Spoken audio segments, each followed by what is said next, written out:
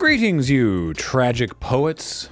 I hope you're doing well. My name is Graham, and welcome to the Cracker Pack here on LRRMTG. Please consider subscribing to our channel. Today, we're opening a pack of Dominaria. Dominaria. Not Dominaria.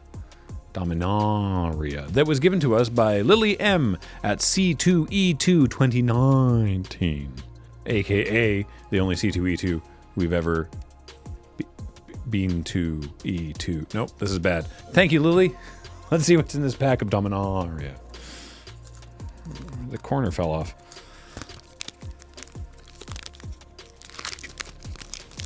What? This is making fun of me now. Hang on. Alright. First up, is this Alpha reprint Fire Elemental? What, it was Alpha, wasn't it? Anyway, Fire Elemental. 3 red for a 5/4.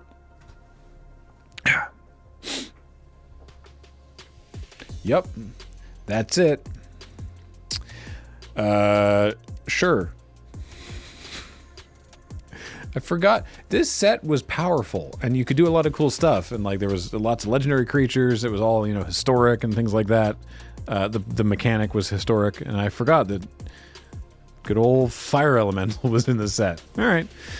Ain't talking about dub. But I am talking about dub in this case because it's 2 and a white for a creature enchantment that gives the creature +2/+2 and first strike and a knighthood.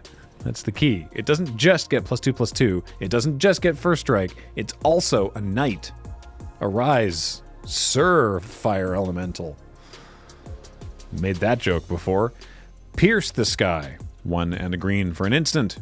Pierce the Sky deals 7 damage to target creature with flying. I love it's like, plummet? No. That's too good. We can't just destroy a creature with flying. What if we just kill nearly every creature with flying, but not one that has 8 toughness? Alright. It's gotta be a big arrow. Oh, it's a ballista. Okay. Llanowar elves conceal their ballistae in the upper canopy of the forest, ready to clear the skies of any intruders. Yeah, I mean, that's... Alright, fair enough. I thought it was a big arrow, and it turns out it was.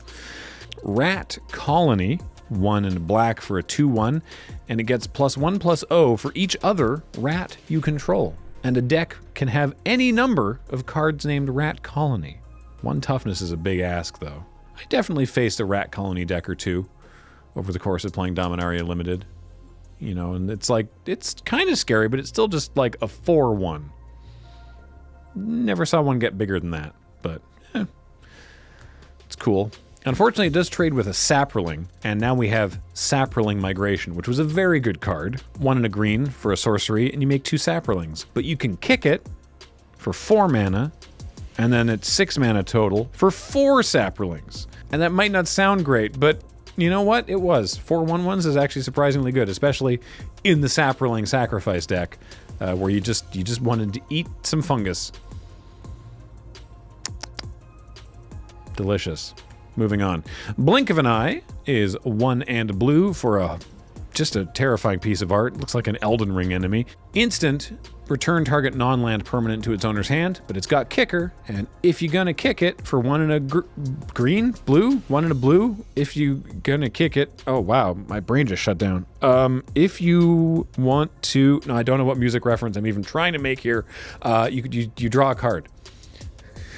You draw a card. Yo, let's kick it. No, I can't. I was trying to make like a Vanilla Ice reference, but that wasn't... No, it's gone. It's just evaporated. Okay. Just shake the eyeball Minotaur at them and draw a card, okay? I'm gonna move on. 3 and a red. I'm never gonna move on. This is gonna haunt me all day. 3 and a red for Seismic Shift.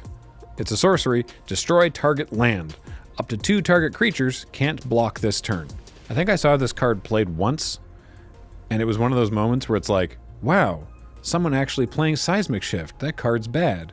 Wait, they just killed my splash land or something, and they beat me with it somehow. Every card has a use. Aven Sentry is 3 and a white for a 3/2 flying bird soldier, and that's it. But, you know, sometimes a 3/2 flyer for 4 is what you need. Is 1 more generic mana worth making a Windrake have 1 more power? Possibly. Maybe not. This card's not astonishing, but, you know, it's good stuff. Cabal Evangel. Hey, 1 and a black for a 2/2. All hail the Demon Lord Belzenlock, Evankar of the Stronghold, Scion of Darkness, Doom of Fools, Lord of the Wastes, Master of the Ebon Hand, Eternal Patriarch of the Cabal. Love that for her. Primordial Worm is next. It's 4 green for a 7/6 worm, and that is the extent of the rules on this card. Sure. Why not? You know, sometimes you play a 7/6 and it's enough. You would hope that would be enough. It's not always. You know, modern magic. I say modern, this was 2018, but still, it's time for a saga. Chainer's Torment. This was the first set with sagas. Yes. All right, I remember now. Chainer's Torment. 3 and a black for a saga. On Chapter 1, it deals 2 damage to each opponent and you gain 2 life. On Chapter 2, it deals 2 damage to each opponent and you gain 2 life. They're the same. But then, on Chapter 3, create an XX Black Nightmare Horror creature token where X is half your life total rounded up. It deals X damage to you. I wonder why they did it that way, and not that you lose that life and then make that creature. I guess because so you can maybe prevent or redirect that damage in a hilarious way. I never saw that happen. But this card was also perfectly okay. So, sure. Also, it's historic. Reminder, historic cards are artifacts, legendary creatures, or legendaries, legendary cards. Just creatures? Just legendaries. I think it was any legendary. And sagas. And there was cards that gave you bonuses for casting those. None of which are Memorial to Glory, which is the land that enters the battlefield tapped. It taps for 1 white, and for 3 and a white, and sacrifice it, create 2 1/1 white soldier creature tokens. Yay! Howling Golem. The mine got up and started walking around. It's a 3-mana 2/3 golem, and whenever it attacks or blocks, each player draws a card. It wails of buried riches and the souls lost seeking them. Well, the souls were only lost because you used to be a mine shaft and then you got up and started walking around. It's like if someone was sitting inside Optimus Prime when he transformed. We have a 2/2 Knight token and a swamp, and our rare is Ariel, Knight of Windgrace. This is very good. 2 white black for a 4/4 human knight with vigilance, and then 2 activated abilities. For 2 and a white and tap, make a 2/2 Knight with vigilance. And for black and tap X untapped knights you control, destroy target creature with power X or less. Yeah, Ariel could really gum up the ground making lots of knights and then just kill stuff. So, very cool. This was also the set that introduced the legendary card frame, if I'm remembering that correctly as well. A lot of neat stuff in this set. James has just informed me that we managed to open the 7th most expensive card in the whole set. And it's not the rare or any of the uncommons. It's Rat Colony, which is worth $450? $407. So a little over $4 for the Rat Colony. Wow. That's amazing. I tell you, in draft, I'm first picking Ariel every time without fail. But hey, now we have a Rat Colony to sell, I guess. That's very funny to me. All right, cool. Well, thanks very much, Lily, for giving us this pack at C2E2 in 2019. That was a fun show, and this was a fun pack to open. I appreciate it. Boy, Dominaria was a good set. Hey, that's going to do it for this episode of Crack a Pack. Thanks for joining me.